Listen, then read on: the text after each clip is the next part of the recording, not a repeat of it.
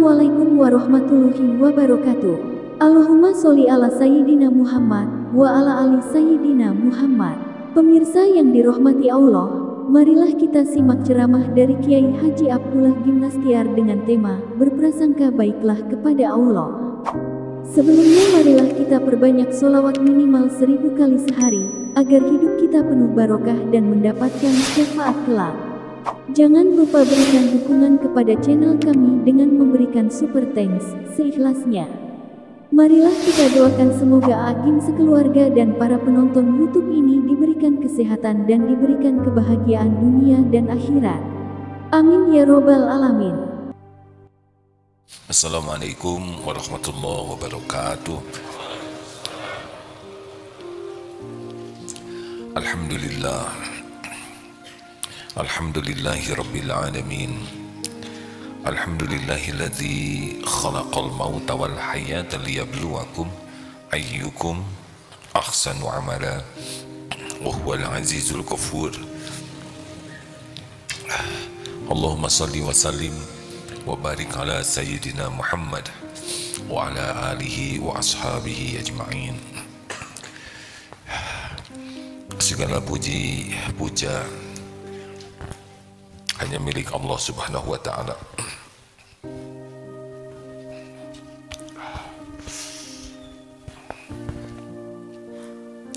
Dialah Allah yang menciptakan langit, bumi, berikut segala yang ada, termasuk kita semuanya. Dirancang oleh Allah dengan sangat detail, sempurna, diurus oleh Allah setiap saat. Tidak ada satu saat pun kita luput dari kebaikan Allah. Walaupun kita tidak mengingat, bahkan tidak mengakui, bahkan banyak karunia Allah yang digunakan untuk melawan Allah. Allah ciptakan mata, Allah urus setiap saat mata kita, dan kita selain jarang membaca Al-Quran, juga banyak mata ini digunakan melihat yang diharamkan, dan Allah pasti tahu. Segala puji bagi Allah Subhanahu wa ta'ala yang Maha Pengasih, Maha Penyayang, yang menyayangi ciptaannya lebih dari siapapun. Allah menyayangi hamba-hambanya karena hambanya diciptakan olehnya, diurus, dijaga, termasuk kita ini.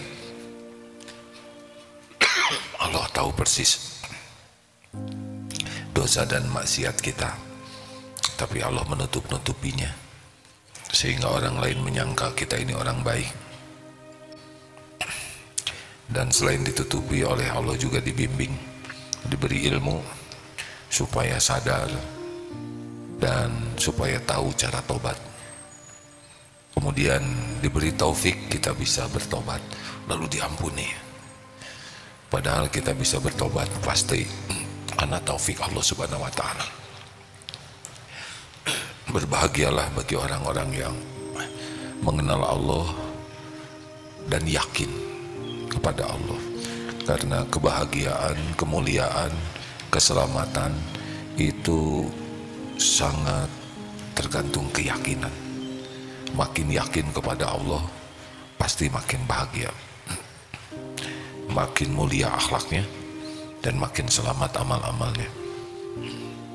Rasulullah Sallallahu Alaihi Wasallam menyampaikan dalam sebuah hadits qudsi, ini muttafaqun alaih, hadis Bukhari dan Muslim ya, yang pendeknya begini, dari Abu Hurairah radhiyallahu anhu, beliau berkata, Nabi Sallallahu Alaihi Wasallam bersabda, Allah Ta'ala berfirman, yaqulullah Ta'ala, ana inda dhanni abdi bi, aku sesuai dengan prasangka hambaku, wa ana ma'ahu idza dzakaroni, dan aku bersamanya ketika ia mengingatku.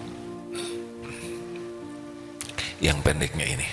Yang lanjutnya adalah, jika kita mengingat Allah dalam kesendirian, Allah mengingat kita spesial. dalam Allah sendiri dan kita mengingat dalam keramaian, maka Allah mengingat kita dalam khalayak yang lebih baik. Kita coba yang atasnya dulu. Ana 'inda dzanni abdi bi, aku sesuai dengan prasangka hambaku. Jadi ini ibadah yang sangat disukai Allah. Berprasangka baik kepada Allah pasti karena dia punya keyakinan baik kepada Allah. Orang yang berprasangka baik kepada Allah, kelakuannya akan jadi baik. Ini penting. Berprasangka kurang baik ke Allah, kelakuannya akan kurang baik. Jadi prasangka kita kepada Allah selain menentukan apa yang Allah berikan kepada kita, juga menentukan perilaku kita. Contoh,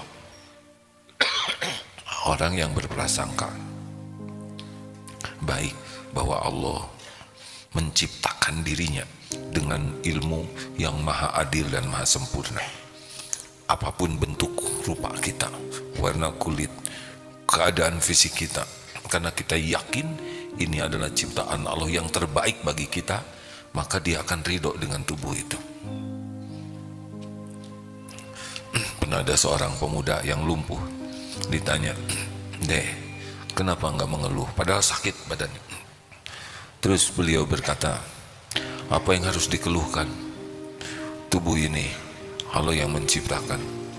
Apapun yang ada pada tubuh dan terjadi pada tubuh ini, sekehendak yang memiliki dan menciptakan. Dan yang menciptakannya ini adalah Allah yang maha baik, yang tidak pernah sekejap pun berbuat jelek. Tapi kan sakit, pasti ada kebaikan di balik sakit ini. Saya ridho apapun yang Allah lakukan kepada saya, karena pasti baik. Pasti baik. Allah maha baik, maha adil, tidak pernah zalim, maha pengasih, maha penyayang, dan tidak ada yang lebih menyayangi ciptaannya selain pencipta." Kalau kita mendengar kasihan orang di Palestina dianiaya oleh orang Yahudi, diblokade, kesulitan air, sulit makanan, kita merasa kasihan dan sayang kepada saudara kita di Palestina. Jangan lupa, Allah penciptanya lebih sayang. Kalau begitu, mengapa Allah biarkan mereka tertindas, teraniaya? Secara fisik begitu, penglihatan zohir kita begitu, tapi sangat pasti boleh jadi Allah punya rencana yang terbaik. Berapa lama kita di dunia ini kan? Berapa lama? Tidak lama. Ada tempat yang kekal, yang kesenangannya itu kekal, kebahagiaannya kekal. Berapa lamalah kita di dunia ini, ya? Perhitungan kita seakan penderitaan di dunia ini tidak ada balasan. Nanti ada balasannya di akhirat. Mungkin negara Palestina lah yang paling banyak jadi syuhada, masuk surga tanpa hisab. Wallahu a'lam. Berbaik sangka kepada Allah sumber kebahagiaan. Kenapa bahagia? Karena Allah suka kepada yang berbaik sangka kepadanya. Tidak semua orang ingat Allah, berbaik sangka kepada Allah. Tingkatan husnuzon kepada Allah itu adalah tingkatan ahli ma'rifat. Contoh lainnya, orang yang berbaik sangka, yakin ini Allah maha melihat. Dia yakin semuanya dalam tatapan Allah, tidak ada tempat berbuat maksiat. Dan kalau berbuat sesuatu, ikhlas. Orang mau tahu, orang tidak tahu, sama saja. Allah pasti tahu. Orang lihat, orang tidak lihat, sama. Allah pasti lihat. Orang berterima kasih, tidak berterima kasih, sama. Allah pasti menghargai kebaikan hambanya. Orang mau menghargai kebaikan kita, atau sebaliknya, kebaikan kita selain tidak dihargai, malah dijelek-jelekan, tidak ada masalah. Allah tahu kebaikan yang dilakukan hambanya. Orang balas budi atau orang tidak membalas, tidak ada masalah. Allah pasti membalas kebaikan. Hal jazaul ihsan illal ihsan. Orang yang berbaik sangka kepada Allah, Allah akan menenteramkan hatinya dan akan diberikan apa yang kita prasangkakan kepada Allah. Ini serius. Saya baca di sini. Copot, alhamdulillah. Alhamdulillah. Tenang hadirin. Oh, dari Ibnu Mas'ud radhiyallahu anhu. Demi Allah, tiadalah seseorang yang husnuzon kepada Allah, melainkan pasti Allah memberi kepadanya apa yang ia sangka. Sebab kebaikan itu semuanya di tangan Allah. Maka apabila Allah memberi kepada hambanya, jadi kita husnuzon kepada Allah itu hakikatnya pemberian Allah juga. Kalau kita sudah diberi husnuzon, berarti Allah akan memberi apa yang dia sangkakan. Maka Allah memberikan husnuzon, berarti Allah melaksanakannya. Jadi rekan-rekan sekalian, kalau kita berbaik sangka, nah berbaik sangka itu nikmat dari Allah. Makanya mulai sekarang husnuzon saja terus kepada Allah. Bahkan ada cerita, mungkin sudah banyak orang dengar cerita ini, al-khair khairatullah. Yang baik itu adalah pilihan Allah. Ini Al-Kisah ya. Kalau saudara buka di internet sangat banyak ini. Kisah saja. Ada seorang raja yang kalau ada rakyatnya kena musibah, al-khair khairatullah. Ini yang terbaik dari Allah. Suatu saat jarinya terpotong. Kata orang terdekat dengan raja, wah, raja jarinya terpotong. Ini yang terbaik.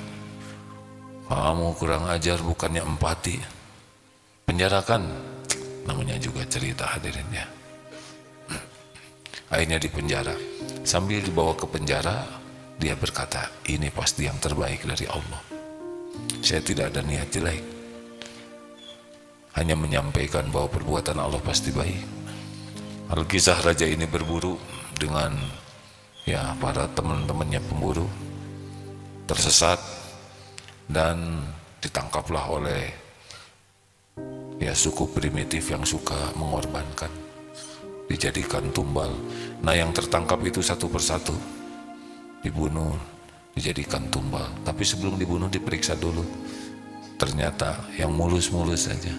Pas lihat orang ini tidak ada jarinya, wah cacat ini, jangan dijadikan tumbal, besi petaka, dilepaskanlah. Saat itulah sang raja, benar, inilah yang terbaik dari Allah. Sampai kembali ke kerajaannya. Aneh juga cerita ini, kenapa tidak dari tadi dia pulang ya? Tapi karena saya cuma ikut-ikutan, tidak ikut ngarang.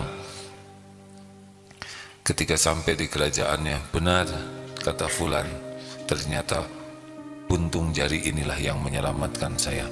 Mana itu? Keluarkan dia. Terima kasih, benar katamu bahwa buntung jari ini yang menyelamatkan saya dari musibah yang lebih besar. Tapi ngomong-ngomong, kenapa engkau bersyukur ketika dimasukkan penjara? Jelaslah sudah dari Paduka. Sebab kalau saya tidak dimasukkan penjara, saya ikut berburu dengan Paduka.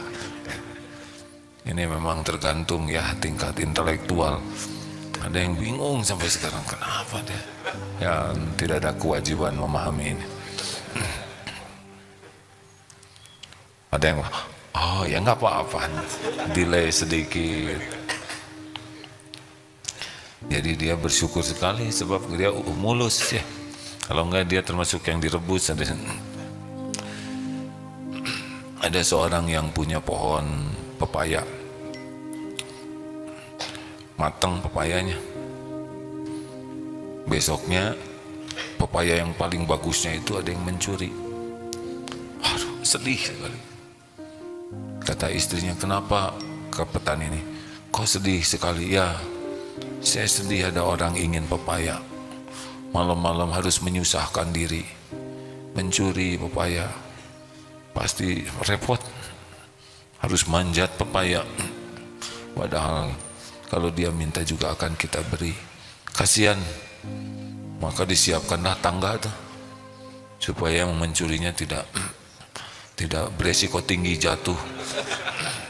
Gak apa-apalah, masih banyak pepaya. Kasihan.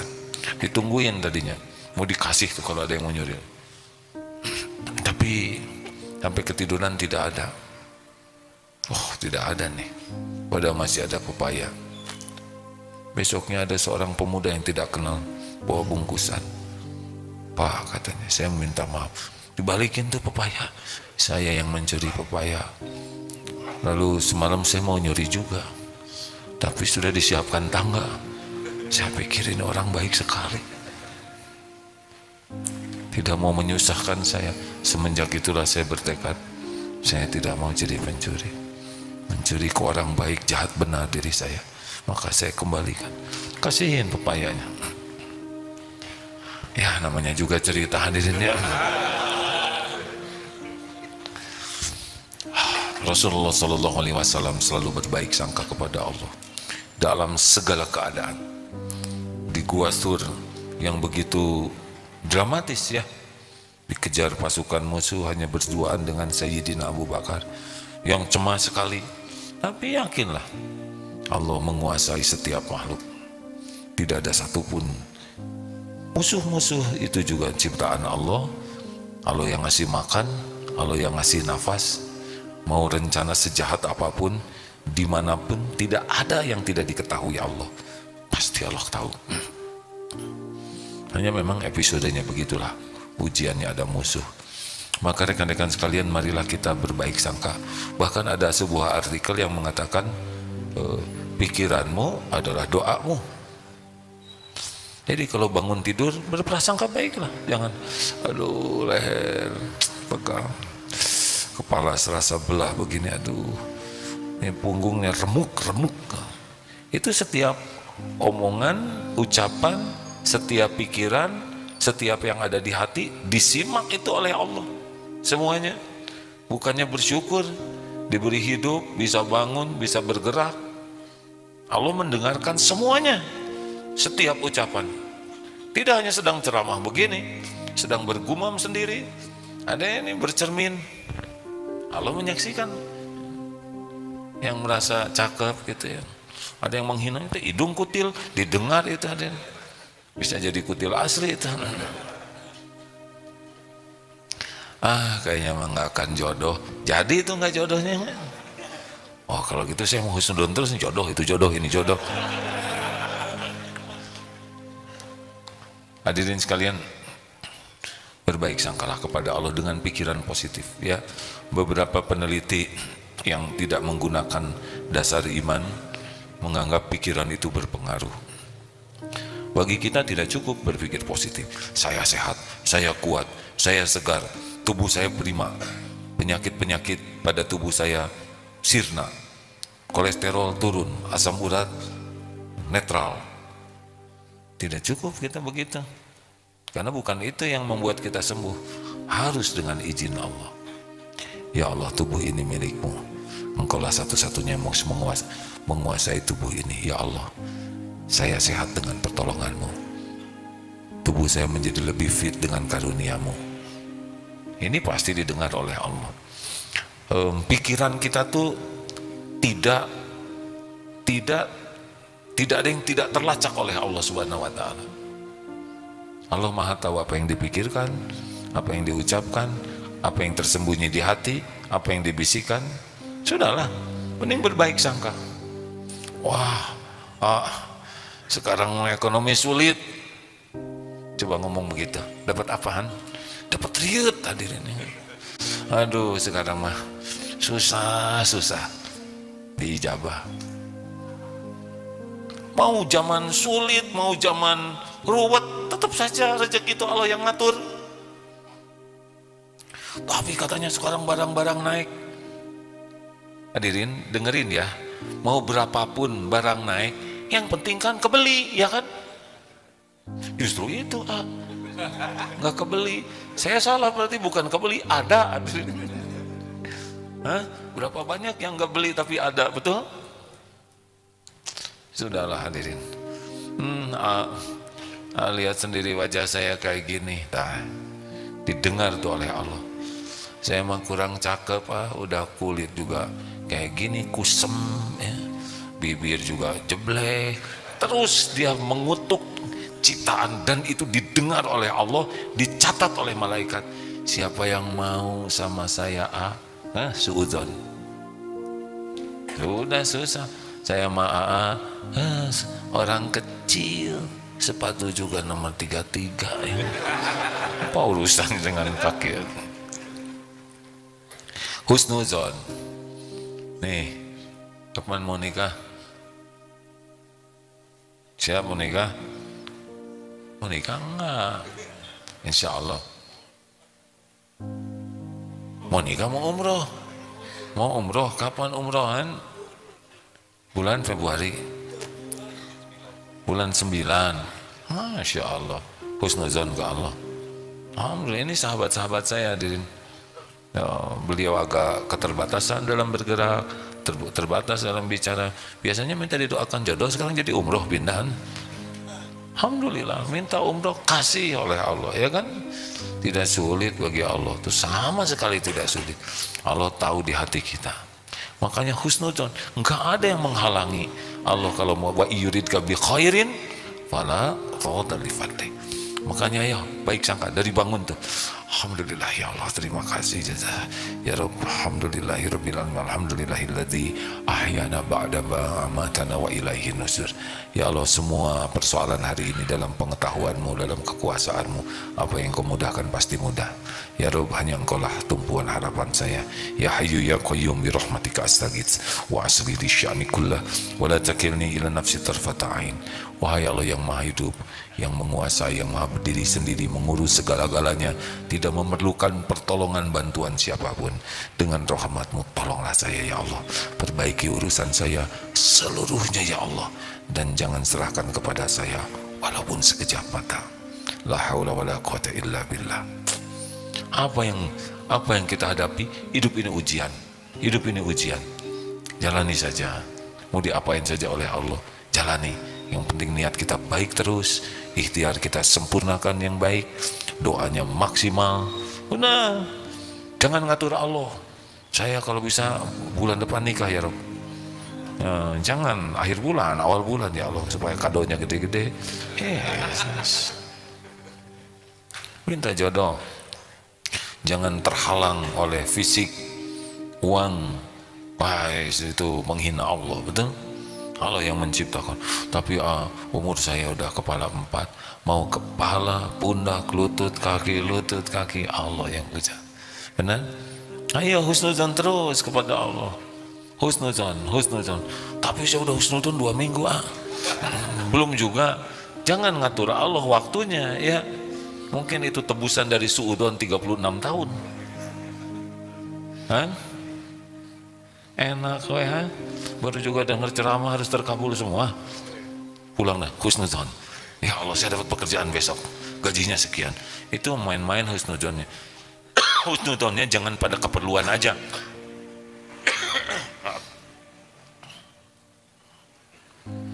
Husnuzonnya di dalam segala aktivitas. Maka mari rekan-rekan sekalian berbaik sangka, termasuk kalau ada kejadian yang tidak cocok. Dalilnya apa? Al-Baqarah 216. A'udzubillahi minasyaitonir rajim wa 'asa an takrahu syai'an wa huwa khairul lakum. Boleh jadi engkau tidak suka padahal baik menurut Allah bagimu. Wa 'asa an tuhibbu syai'an wa huwa syarrul lakum. Boleh jadi engkau suka padahal buruk menurut Allah bagimu. Wallahu ya'lamu wa antum la ta'lamun. Allah Maha tahu segala-galanya dan kamu tidak tahu. Makanya jangan sok tahu. Lihat Nabi Yusuf itu rute menjadi pejabat tinggi itu dimasukin sumur dulu. Maaf ya, jangan suka berburuk sangka kepada orang yang anaknya belum soleh. Kurang gimana Nabi Yakub solehnya, ya kan?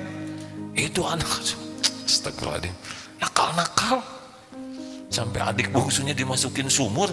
Di kita aja nggak ada tuh yang nakal kayak gitu, ya kan? Senakal-nakalnya ke adik nggak ada tuh, ini kecemplungin ke sumur karena dengki itu, cemburu ya. Kan Nabi Yakub sayang sekali ke Nabi Yusuf. Lihat rotenya dimasukin ke sumur.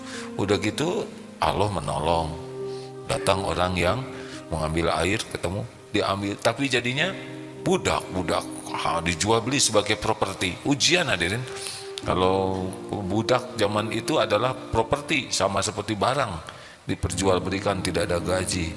Akhirnya dari sana jalannya lewat jadi budak dulu. Kemudian ya akhirnya ada dibeli tuh oleh seorang yang pejabat, disimpan di istana. Mulai ternyata ujiannya belum selesai. Istrinya senang, sampai memilih di penjara beliau. Ujian nih, untung wajah kita biasa-biasa aja ya. Berat hadirin. Tapi dari sanalah di penjara barulah akhirnya mencapai. Jadi belok ini ternyata bagian dari proses bagaimana mendapatkan nikmat dari Allah. Nabi Musa juga tidak mudah itu. Anak bayi laki-laki dibunuhi. Itu ujian besar sekali. Sampai akhirnya dengan taufik Allah dihanyutkan ke sungai Nil. Sungai segitu luas dibelokkan oleh Allah masuk ke istananya Fir'aun. Akhirnya diambil. Ibunya sedih pisah dengan anak. Allah Maha tahu perasaan kepiluan seorang ibu yang pisah dengan anaknya. Akhirnya diatur sampai di sana tidak mau menyusui itu Musa kecil itu, kecuali sesudah dicari ketemu dengan ibu-ibu ini, ya ibu kandungnya. Coba itu, Allah Maha mengatur segala-galanya. Husnuzon lah hadirin dia. Ngalir sana, ngalir sini, jadi aja. Maka mungkin salah satu hikmahnya dalam surat Toha ayat 4 itu ya, ketika diperintahkan oleh Allah Nabi Musa dan Harun menemui Fir'aun, yang diperintahkan yaitu kan qaulal layyinan. Kalau sudah ada lengkapnya tolong faqula lahu qaulal layyinan, disuruh berkata lemah lembut. Sebagian penafsir mengatakan, kenapa lemah lembut kepada Fir'aun yang segitu kejam dan kejinya? Ternyata salah satunya itu menurut penafsir adalah karena Fir'aun pernah berjasa membesarkannya. Jadi adab tuh, perkataan lemah lembut, walau bukan ke orang tua kandung, tapi ada peran membesarkannya. Dan Fir'aun kasar, kalau dikasarin ya lebih kasar lagi. Dan hati manusia itu, jangankan manusia, binatang buas saja, kalau disayangi itu akan luluh hatinya. Harapannya menjadi sadar dan takut dengan kelemah lembutan. Nah hadirin sekalian, rute takdir tuh belok-belok. Yang paling sering diceritakan itu yang minta jodoh, keluar dari rumah, ternyata ada yang ngikutin, dan langsung aja itu ke betisnya tuh. Nah, kenapa ya Rob saya minta jodoh malah yang datang anjing betina? Akhirnya dibawa ke klinik, ternyata lambat laun tahu rahasia takdir. Karena di sana ketemu calonnya. Siapa? Hah? Dokter, perawat? Bukan, sesama pasien di sana. Astagfirullahaladzim. Kayak film begini. Nah ternyata sesama pasien juga itu. Nah itu pemilik rumah sakit. Nah tapi bangkrut rumah sakit. Aduh, saudara ini diaduk-aduk cerita ini hadirin sesuka saya. Astagfirullahaladzim, kenapa saya jadi nakal begini? Punten ya, sebetulnya paling berbahaya kalau cerita tentang diri sendiri. Juga nggak pernah terpikir begini, nggak ada terlintas bakal jadi, maaf ya, dianggap kiai. Saya merasa hanya baru dianggap, kalau jujur diri mah belum layak lah. Tidak terbayangkan akan jadi penceramah begini, ada pesantren. Dulu nggak begini. Pikirannya mah dulu ingin seperti ayah saya aja. Ayah saya seorang prajurit TNI Angkatan Darat ya. Saya suka sekali lihat sepatu Lars, baris berbaris berlatih, dan sangat ingin jadi tentara waktu itu. Ya begitulah.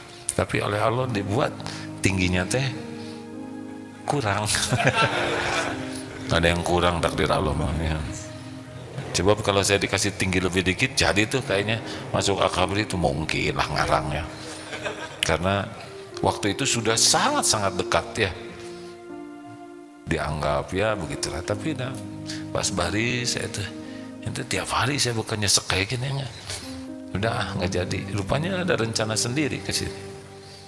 Ini serius hadirin ya. Saya tidak membayangkan sama sekali. Dan nggak ada infrastrukturnya untuk begini secara syariat. Tapi kalau Allah mau jadi. Apakah ini tanda sukses? Belum. Ini ujian berat ini. Kalau hanya ceramah olahraga lebih ringan, ceramah matematik 2 tambah 3 5, itu ringan hadirnya. Tapi kalau sudah ceramah agama, waduh, itu hak Allah di sana. Ini ujian nih, belum selesai ini. Selesainya nanti husnul khotimah atau sebaliknya, nauzubillah. Makanya jangan suudzon dengan kejadian-kejadian yang tidak diduga. Pasti baiklah. Begitulah hadirin sekalian. Jadi mulai sekarang baik sangka terus ke Allah dalam segala kejadian itu ya. Jadi kalau terjadi sesuatu, ingat teorinya apa? Misalkan ada yang tidak diduga, pertama kali kita berkata qalu innalillahi wa inna ilaihi. Ya Allah, kami semua milik Allah, kami kembali kepadamu. Kata-kata yang kedua apa? Qadarullah wa ma syaa fa'al. Ini sudah ketentuanmu. Apapun, ketusuk duri, hilang dompet, dihina, difitnah, sariawan, jerawat ya, kelilipan, apa, jangan hanya yang besar-besar, yang kecil. Innalillahi qadarullah. Apa aja ya. Sambil sesudah itu ingat apa? Surat At-Taghabun ayat 11, ini izin Allah, pasti ada hikmahnya. Wa may yu'min billah yahdi qalbah. Kalau yakin baik sangka ya Allah, pasti engkau ada rahasia sendiri di balik kejadian ini. Pasti baik. Pasti baik. Tidak ada perbuatan Allah yang jelek. Yang tidak baik itu adalah buruk sangka kepada Allah, tidak ridho dengan takdir Allah, tidak sabar ketika menjalinnya, dan tidak mensyukuri hikmahnya. Karena dibalik semua yang Allah takdirkan tuh, walaupun pahit, banyak sekali yang bisa kita syukuri. Banyak ya. Kalau sakit gigi satu, yang disyukurinya gigi yang gak sakit, lidah, gusi, hidung, mata, telinga, semua. Jangan lupakan itu. Kalau ada orang yang menghina kita, seorang, lihat yang baik ke kita berapa banyak. Kalau dia menghina kita, lihat apa yang Allah tutupi, yang orang menghina itu tidak tahu. Nah, jangan lupakan, untuk dihinanya sabar, tapi hikmahnya syukur. Benar? Masya Allah. Ya begitulah. Saya hari ini tidak banyak ceramahnya. Ada yang mau ditanyakan kah? Ada yang punya pengalaman? Jarang-jarang malam Jumat tanya jawab. Ya. Mau nanya. Alhamdulillah. Ada yang bisa bantu kah? Terus gimana kalau udah kita berbaik sangka? Tobat. Kayak wiper. Pokoknya istighfar terus. Jangan fokus kita merasa sebagai korban. Kalau misalkan kita kecopetan ya, kita harus ridho dengan takdir kecopetan ini sambil berusaha nyari copetnya. Tapi jangan sibuk menganggap kita dirugikan oleh copet. Yang harus kita yakini adalah bahwa kepahitan itu diundang oleh kita. Dosa apa nih? Mungkin ada gaji orang yang ditahan, atau mungkin waktu kita belanja, berapaan ini harganya Bu? 20.000, 2.000 ya? Perisi Ibu tuh di sini. Dek, nggak mungkin, ini modalnya 10.000. Oke kalau gitu 1.500. Zolim ya. Dan si ibu ya, karena saya perlu uang, ya sok aja lah, hitung-hitung micun cilaka doraka kamaneh misalkan. Nggak boleh kayak gitu ya. Itu zalim hadirin. Atau kita belanja duku, kita pilih yang besar-besar, saya nyobain ya Pak ya, habis 5, ternyata kurang manis, pergi aja. Dihitung itu ya. Atau ke toilet umum, ada tulisan 2.000. Pas lagi ngantuk gitu, set kita masuk ya. Terus nunggu kehalangan orang, keluar. Nggak ada yang tahu. Allah tahu tidak? Tahu tidak? Oh tahu. Atau naik angkot, tiba-tiba set pergi. Tidak ada yang tidak ketahuan oleh Allah. Ada catatannya, ada balasannya. Makanya kalau ada sesuatu yang nggak enak kepada kita gitu ya, lewat siapa saja, kita harus berbaik sangka. Ini Allah ngasih tahu dosa saya, pasti ada nih sesuatu yang salah pada diri saya. Walaupun nggak harus mirip masalah uang ya, tapi ada nih. Mungkin mata keseringan lihat YouTube yang semenitan itu, saja di tengah cengar-cengir. Halo, lihat tidak yang kita lihat? Lihat, ada balasannya itu. Lagi gini-gini tiba-tiba datang aja, lagi tidur tuh cucunguk kecoa, di sini. Siapa yang cingin mata? Gimana cucunguk kecoa bisa pipis di mata? Siapa yang ngatur? Kecoa nggak tahu toiletnya di mana ya nggak? Tidak ada yang tidak diatur Allah. Istighfar ya hadirin. Kalau ada kepahitan-kepahitan, jangan sibuk mencari kesalahan orang lain. Jangan sampai melihat kesalahan orang sampai lupa kepada kesalahan diri. Husnuzon, di balik kepahitan itu yang paling utama adalah Allah mengingatkan dosa kita. Istighfar sajalah dengan sungguh-sungguh, ampun ya Allah. Kalau belum ketemu dosanya, terus saja ampun ya Allah. Ampun, dosa mana yang mengundang bala ini? Engkau maha tahu ya Allah. Astagfirullah, astagfirullah. Nanti Allah melihat ya, kita berusaha minta ampun. Allah tahu kita meminta ampun, walaupun hati kita masih bingung, dosa yang mana yang harus saya tobatin. Tapi mudah nanti bagi Allah membuat, oh ya astagfirullah, dosa itu astagfirullah. Ini nikmat besar ini. Coba kita kehilangan dompet, dan dompetnya juga dompet bekas ya kan, dan tidak ada isinya 2.000 gitu ya. Tapi apa nih? Kenapa Allah takdirkan saya kecopetan? Jelas copet itu salah, kita tidak membenarkan, dan kita harus tolong copet itu supaya tidak nyopet lagi ya. Apakah dengan dilaporkan atau ya didoakan, tapi kita pasti untung lah di balik kepahitan itu. Ada pelajaran ya Pak. Assalamualaikum warahmatullahi wabarakatuh. Waalaikumsalam warahmatullahi wabarakatuh. Sebelumnya izin bertanya, menyampaikan pertanyaan saudara saya. Saudara saya ini sebelumnya selalu berprasangka baik kepada Allah, baik dalam hal apapun dia selalu berbisik ya Allah ya, seperti itu. Tapi pernah suatu momen dia melakukan dosa seperti itu, sampai pernah mengatakan, saya sudah hampir 5 tahun tidak pernah sholat hajat karena malu kepada Allah, karena saking besarnya dosa yang pernah dilakukan seperti itu. Jadi saat ini beliau itu udah benar-benar minder, sampai pernah pingsan karena ingat kepada dosanya seperti itu. Jadi yang saya tanyakan, pingsan karena ingat ke dosa. Pingsan terus kenapa pakai pingsan? Saking merasa berat sekali dosa yang pernah dia lakukan seperti itu. Mau saya tanyakan, tanda-tanda hamba Allah yang sudah dimaafkan seperti apa, dan biar dia pede kembali untuk meminta kepada Allah itu seperti apa? Sebetulnya ya itu udah bagus tuh ya, hanya belum selesai. Jadi orang takut oleh dosanya, merasa malu dan tertekan oleh dosa, ini udah bagus, ini udah bagian dari langkah menuju tobat. Karena yang bahaya itu tidak merasa bersalah. Yang lebih parah lagi, bangga dengan dosanya. Ada yang orang yang bangga dengan dosa tuh ya, kalau ini udah malu udah bagus, tinggal selanjutnya adalah minta ampun. Nah kenapa berat minta ampun? Karena suudzon ke Allah, bahwa Allah itu lebih besar ampunannya dari dosa apapun yang dilakukan selain mati dalam keadaan syirik. Makanya minta ampun. Jadi dosa ini dosa besar. Nah berburuk sangka kepada Allah itu lebih buruk dari dosanya. Bangun nggak usah pingsan gitu ya. Mendingan udah minta ampun ke Allah saja.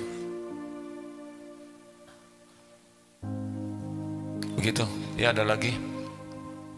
Asal baru pertama kali ya kajian ulum cuma tanya jawab. Bismillahirrahmanirrahim. Saya ingin berbagi pengalaman kepahitan yang pernah saya alami. Jadi saya ini dianugerahi Allah penyakit skizofrenia, yaitu halusinasi pendengaran. Nah, saat keadaan tertekan itu seringkali halusinasi ini meningkat sehingga saya diserang pemikirannya dari dari sisi akidahnya gitu. Jadi konten-konten ucapan yang halusinasi ini ucapkan tuh menyerang akidah saya gitu. Nah,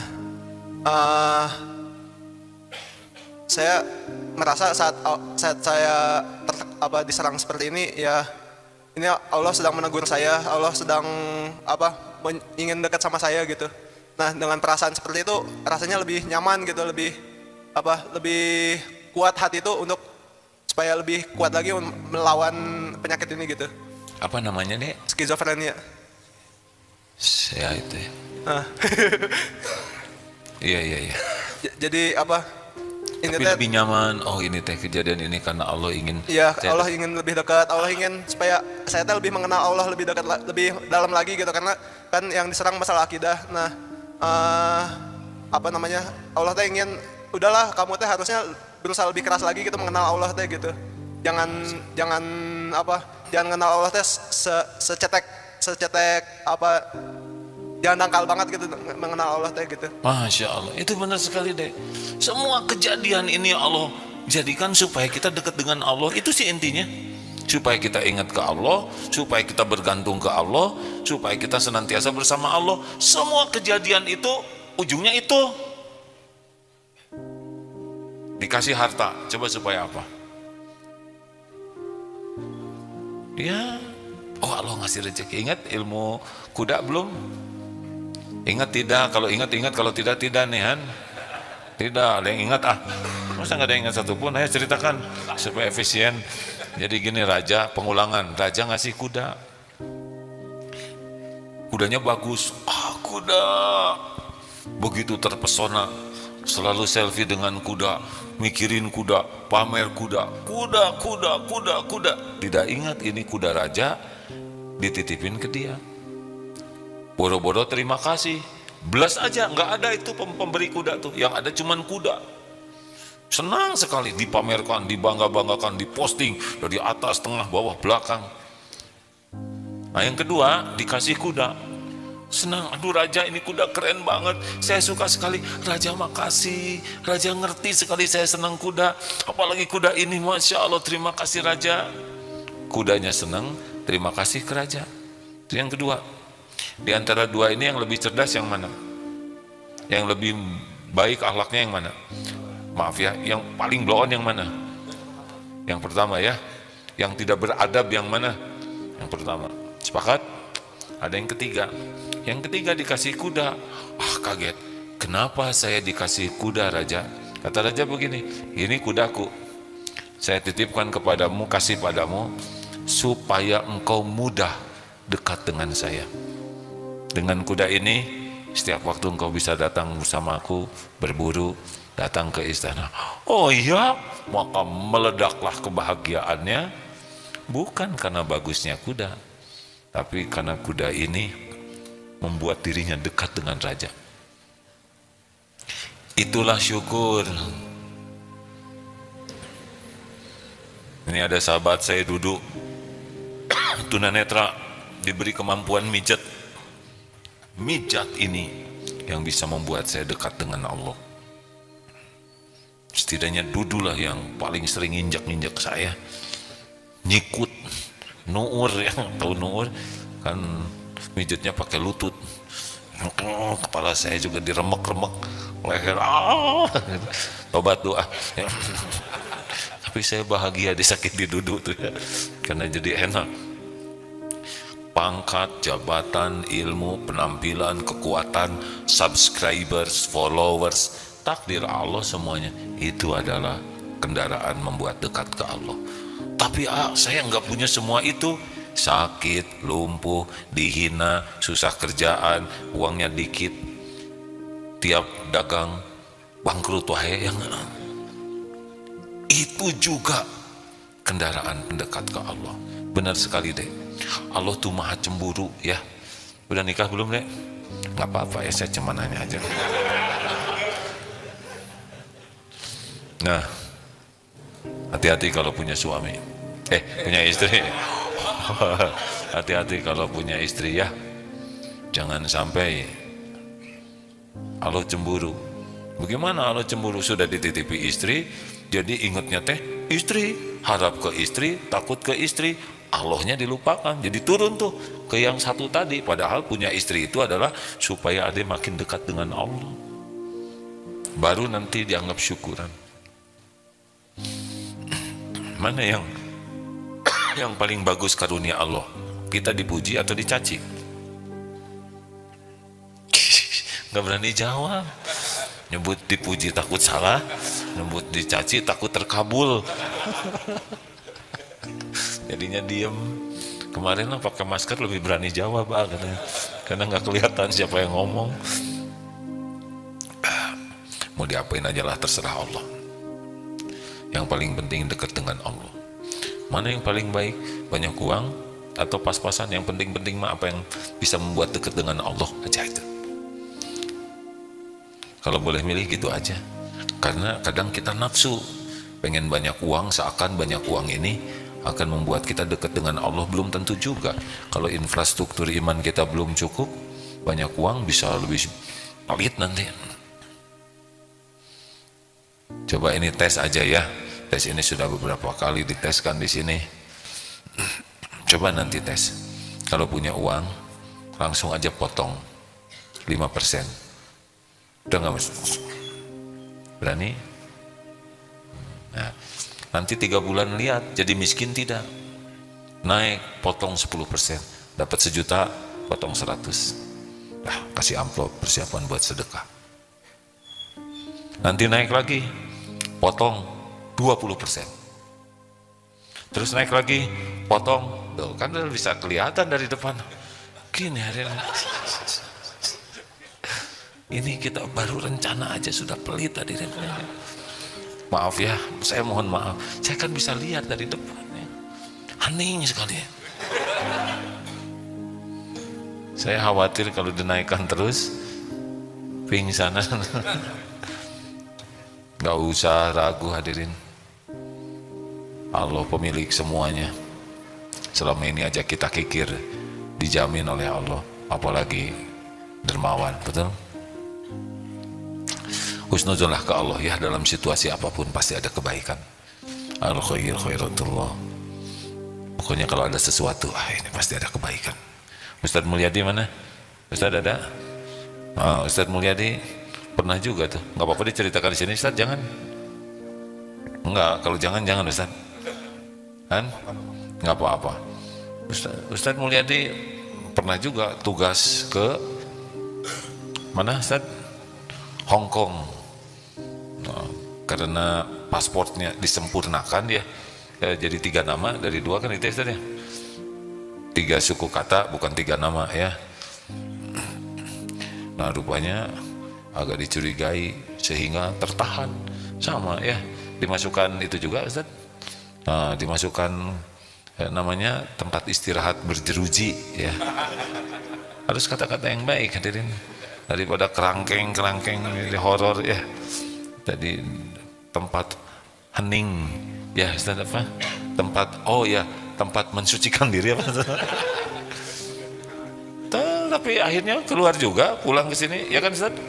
Apa yang didapat Ustaz? Coba tolong sampaikan.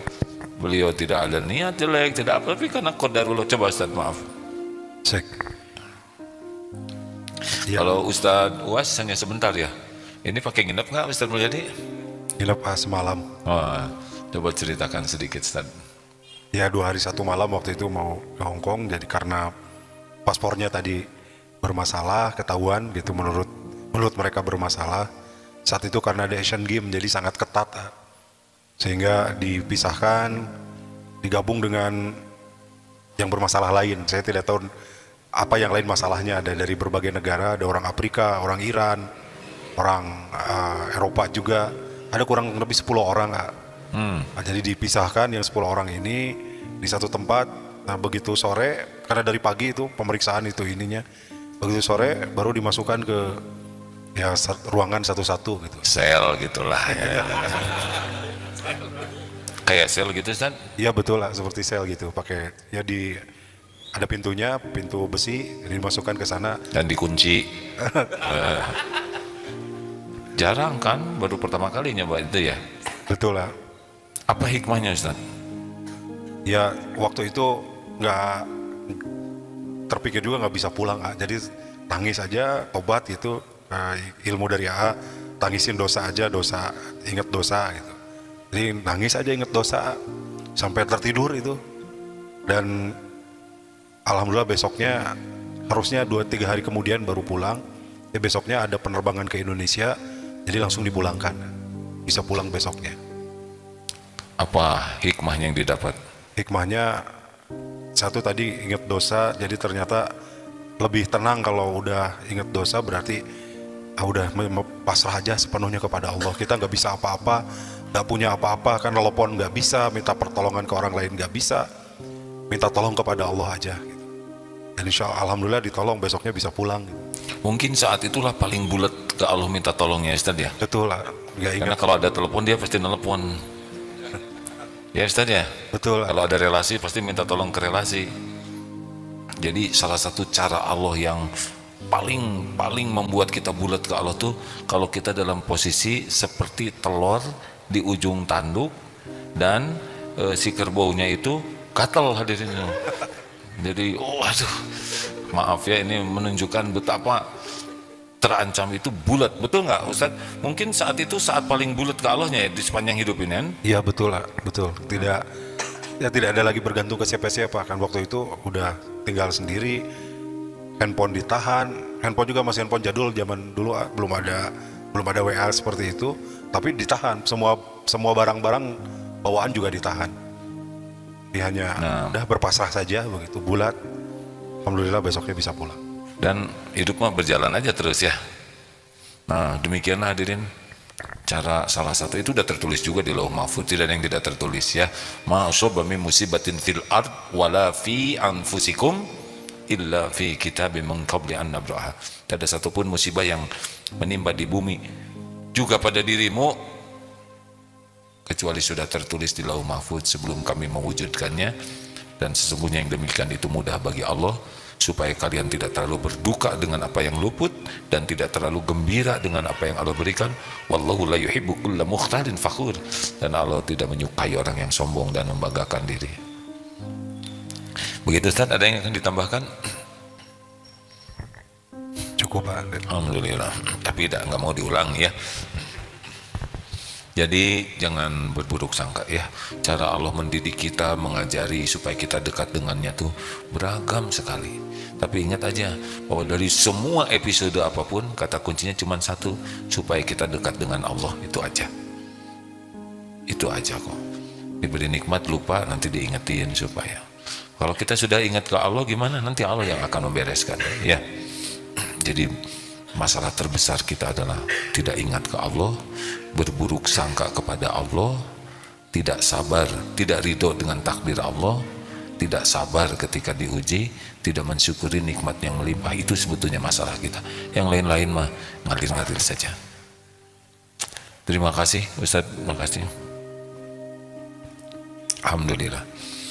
Jam 9 tidak terasa hadirin sekalian. Berbaik sangka terus ya kepada Allah.